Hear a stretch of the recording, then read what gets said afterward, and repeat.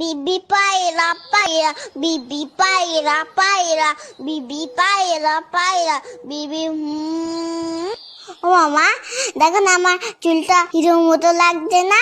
হ্যাঁ তো, তবে বাবান চুলটা আরেকটু কাটিয়ে নিয়ে আসি চল, তাহলে পারফেক্ট হিরো লাগবে।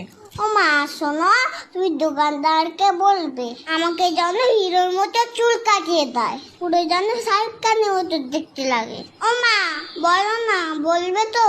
বলবে না তো? উফ, চুপ কেন করে রয়েছো, কথা কেন বলছো না? হ্যাঁ হ্যাঁ রে বাবা, দোকানদারকে বলবো তোকে শাহরুখ খানের মতনই চুল কাটিয়ে দেবে। ওকে। কি বৌদি, কেমন আছেন? খবর সব ভালো তো? হ্যাঁ দাদা ভালো। আরে বাবান, কেমন আছো? হ্যাঁ ভালো আছি, তবে আমার কিন্তু হিরোর মতো চুল কেটে দিতে হবে। তুমি পারবে তো? আগে বলো, নয়তো তোমার কাছে কাটবো না। সব রকম কাটতে পারি আমি, তুমি এখানে এসে বসো।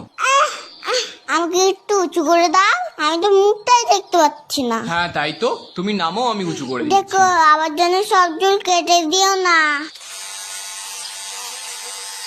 আহ বাবা নড়ো না, কান টান কেটে যাবে কিন্তু। ও দাদা, একেবারে মুড়ো করে কেটে দেবেন। হ্যাঁ হ্যাঁ, বুঝেছি বুঝেছি।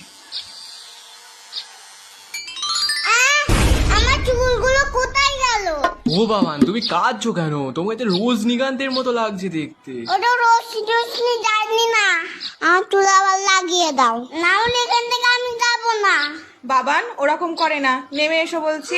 আমার দেখো আমাকে টাক করে দিচ্ছে, তুমি আঙ্কেলকে বকো, বকবে না।